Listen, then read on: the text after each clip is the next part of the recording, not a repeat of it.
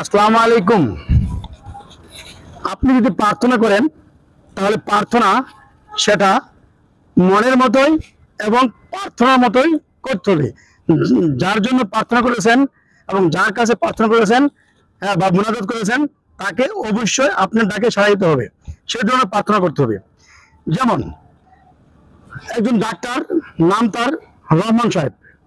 উনি জাপানেতে একটা ট্রেনিং অথবা মিটিং বলতে পারেন, ওনার একটা মিটিং আছে। তো সেক্ষেত্রে সে বাসা থেকে তার যা কিছু প্রয়োজন সবকিছু নিয়ে তার নিজস্ব ট্যাক্সি নিয়ে যাচ্ছে।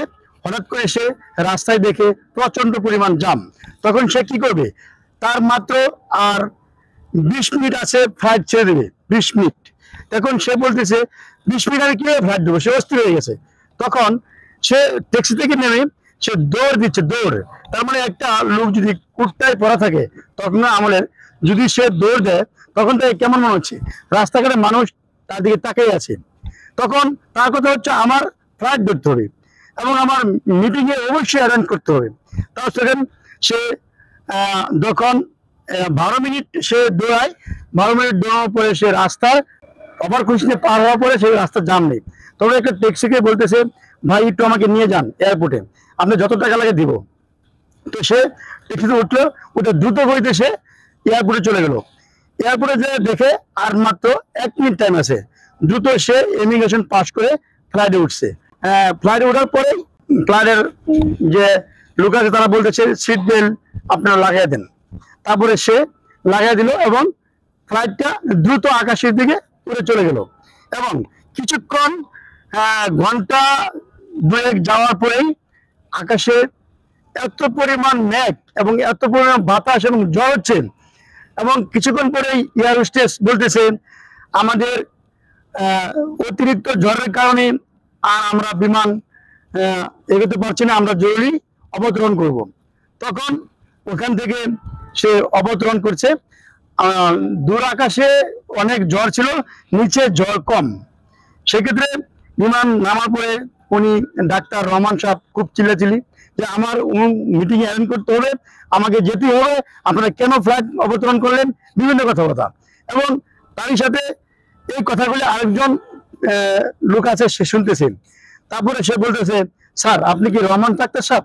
সে বলছে, হ্যাঁ আমি রহমান ডাক্তার, আমার আজকে জাপানেতে আমার জরুরি মিটিং আছে, আমাকে মিটিং এ অ্যাটেন্ড হতেই হবে এবং ওখানে আমি পুরস্কৃত হব। তারপরে কি?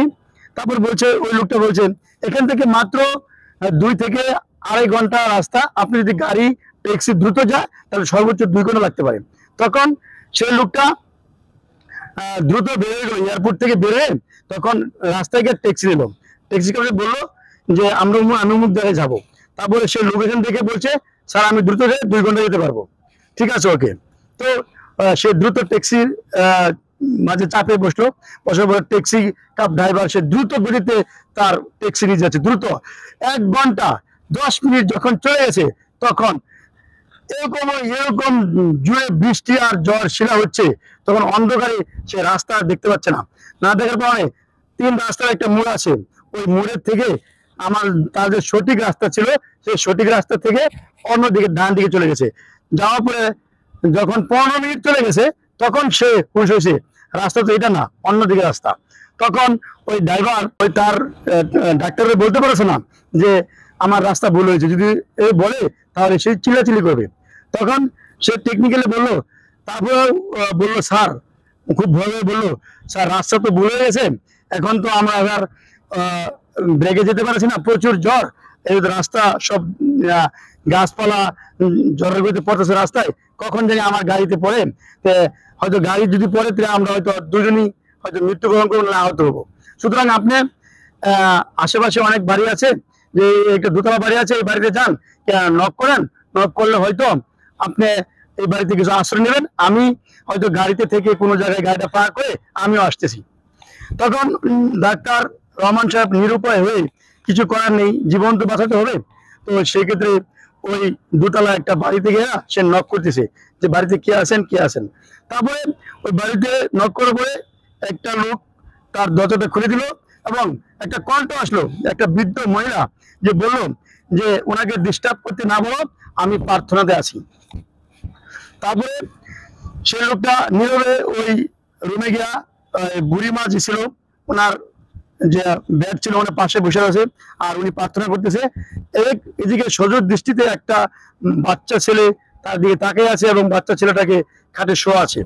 তখন বুড়িমা প্রার্থনা করতেছে যে আল্লাহ তাআলা, তা আমি তো এই এই শহরে অনেক ডাক্তার দেখাইছি, দেখানোর পরে কোনো ভালো হয়েছে না, যে রহমান সাহেব সে কোন দেশের ডাক্তার, আমার তো সামর্থ্য নাই ওনাকে দেখানোর জন্য।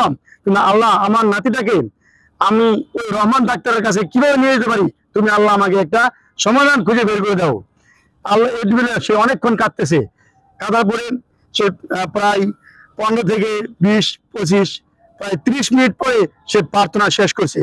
শেষ করার পরে সে ডাক্তারকে বলতেছে যে, ডাক্তার বলতেছে বুড়িমাকে, আপনি এতক্ষণ একটা লোক আছে, আপনি আপ্যায়ন করবেন না করে আপনি প্রার্থনা করেছেন। তারপরে বুড়িমা বললো যে আমি প্রার্থনা করেছি, রহমান নামে একটা ডাক্তার আছে, ওই ডাক্তার আমার আমার নাতির যে অসুস্থ হয়েছে এই অসুস্থর চিকিৎসায় রহমান ডাক্তারি করতে পারবে। এখানে আমি বড় বড় ডাক্তার দিয়েছি, সেই ডাক্তারের কোনো কাম হয় নাই, এবং একটা হসপিটাল থেকে সে ঠিকানা দিছে, রহমান ডাক্তারের নাম বলছে। এই রহমান ডাক্তারকে আমি চিনি না, আমি জানি না উনি কোথায় থাকে, উনাকে আমি কিভাবে পাবো? এই প্রার্থনার জন্য এই প্রার্থনা আমি প্রতিদিন করি। পরে ওই ডাক্তার বললো যে আমি সেই রহমান ডাক্তার, আমি সেই রহমান ডাক্তার। তারপরে সেই বুড়িমা তো এই খুশি। খুশি হওয়ার পরে তারপরে সেই নাতিটাকে সে চেক আপ টেক আপ করে দেখলো, দেখার পরে কিছু মেডিসিন বা ওষুধ দিয়ে দিল এবং বললো আমাদের নাতি ইনশাল্লাহ ভালো হয়ে যাবে। তাই এই গল্পতে আমি এটা বুঝতে চাচ্ছি যে আপনি যদি প্রার্থনা করেন তাহলে প্রার্থনার মতোই করতে হবে। আপনি যদি কোনো কিছু চান তাহলে চাওয়ার মতো চাইতে হবে। সেটার পিছনে যতটুকু পরিশ্রম করা দরকার, যতটুকু অধ্যবসায় করা দরকার, ততটুকু ইনশাল্লাহ করবেন। ইনশাল্লাহ আপনি প্রার্থনার মতো প্রার্থনা করলে এবং চাওয়ার মতো চাইলে আপনি অবশ্যই অবশ্যই কোনোভাবে কোনো পাবেন। আসসালামু আলাইকুম।